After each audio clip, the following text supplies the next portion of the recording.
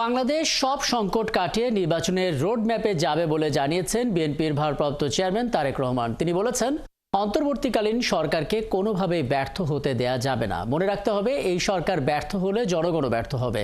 আন্তর্জাতিক গণতন্ত্র দিবসে নয়াপল্টনে বিএনপি সমাবেশে এসব কথা বলেন তিনি। হাবিব রহমানের রিপোর্ট। দর্শক, আমরা হাবিব রহমানের প্রতিবেদনটা একটু পরে দেখব। আমরা পরবর্তী খবরটা জানাতে চাই। আন্তর্জাতিক গণতন্ত্র দিবস উপলক্ষে ঢাকার বাইরেও বর্ণাঢ্য আয়োজনের শোভাযাত্রা এবং সমাবেশ হয়েছে। এতে যোগ দেন বিএনপির কেন্দ্রীয় নেতৃবৃন্দ সহ স্থানীয় নেতাকর্মী ও সমর্থকরা। এ সময় নির্বাচন অনুষ্ঠিত না হওয়া পর্যন্ত সবাইকে রাজপথে থাকার আহ্বান জানান কেন্দ্রীয় নেতারা। আমাদের সহকর্মীদের পাঠানো তথ্য এবং ছবিতে প্রতিবেদন।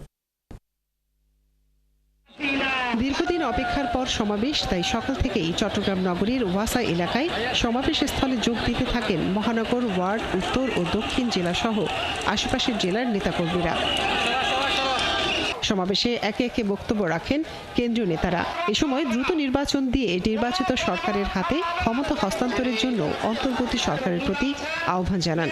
পরে বিশাল এক শোভাযাত্রা নগরীর বিভিন্ন সড়ক প্রদক্ষিণ করে। খুলনার শিববাড়ি মোড়ে অনুষ্ঠিত হয় বিভাগীয় সমাবেশ। এ সময় বিএনপির স্থায়ী কমিটির সদস্য গয়েশ্বরচন্দ্র রায় অবিলম্বে নির্বাচনের রোডম্যাপ প্রকাশের আহ্বান জানান। এছাড়া দলীয় নেতাকর্মীদের নামে দায়ের করা মামলা প্রত্যাহারের দাবিও জানান তিনি। সমাবেশ শেষে বিএনপির শোভাযাত্রা নগরীর গুরুত্বপূর্ণ সড়কগুলো প্রদক্ষিণ করে। ময়মনসিংহ নগরীর টাউন হল মোড়ে প্রথমে সমাবেশ করে জেলা বিএনপি। এতে অংশ নিতে সকাল থেকেই সমাবেশ স্থলে আসেন দলের নেতাকর্মীরা।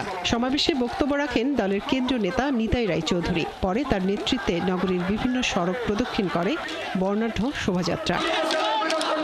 দুপুরের পর রাজশাহী মহানগরীর আলুপট্টি মোড়ে খণ্ড খণ্ড মিছিল নিয়ে জড়ো হন বিএনপি নেতাকর্মীরা। মহানগরীর তালাইমারি থেকে সাহেব বাজার 0 পয়েন্ট পর্যন্ত নেতাকর্মীদের উপস্থিতিতে জনসমুদ্রে পরিণত হয় সমাবেশ। এ সময় সংক্ষিপ্ত বক্তব্যে কেন্দ্রীয় নেতারা সব ধরনের চক্রান্ত মোকাবেলায় কর্মীদের সজাগ ও প্রস্তুত থাকার আহ্বান জানান। বিভিন্ন উপজেলা থেকে আসা নেতাকর্মীদের অংশগ্রহণে রংপুর কালেক্টরেট মাঠে সৃষ্টি হয় বড় জমায়েত। এতে ছাত্র আন্দোলনে রাইফেলের সামনে বুক পেতে দেয়া আবু সাইদকে বিশ্বব্যাপী বিপ্লবের প্রতীক অভিহিত করেন বিএনপির স্থায়ী কমিটির সদস্য হাফিজউদ্দিন আহমেদ। সুষ্ঠু নির্বাচনের মধ্য দিয়ে ছাত্র জনতার বিপ্লব সফল হবে বলে মন্তব্য করেন তিনি। গুম খুন করে ক্ষমতায় থাকার পরিণতি কি হতে পারে তা শেখ হাসিনার স্বৈরাচারী সরকারকে দেখে শিক্ষা নেওয়ার জন্য বিএনপি নেতাকর্মীদের প্রতি আহ্বান জানিয়েছেন দলটির স্থায়ী কমিটির সদস্য বেগম সেলিমা রহমান। বরিশাল নগর বিএনপি আয়োজিত সমাবেশে উপস্থিত থেকে আগামী নির্বাচন পর্যন্ত ধৈর্য ধরে অপেক্ষার পাশাপাশি পরিস্থিতির ওপর সজাগ দৃষ্টি রাখারও আহ্বান জানান তিনি।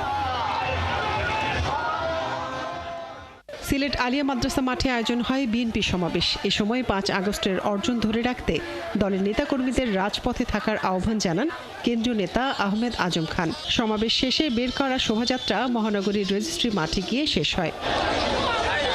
এছাড়া বিএনপির সাংগঠনিক বিভাগ কুমিল্লাতেও আন্তর্জাতিক গণতন্ত্র দিবস উপলক্ষে সমাবেশের আয়োজন করে কুমিল্লা জেলা বিএনপি।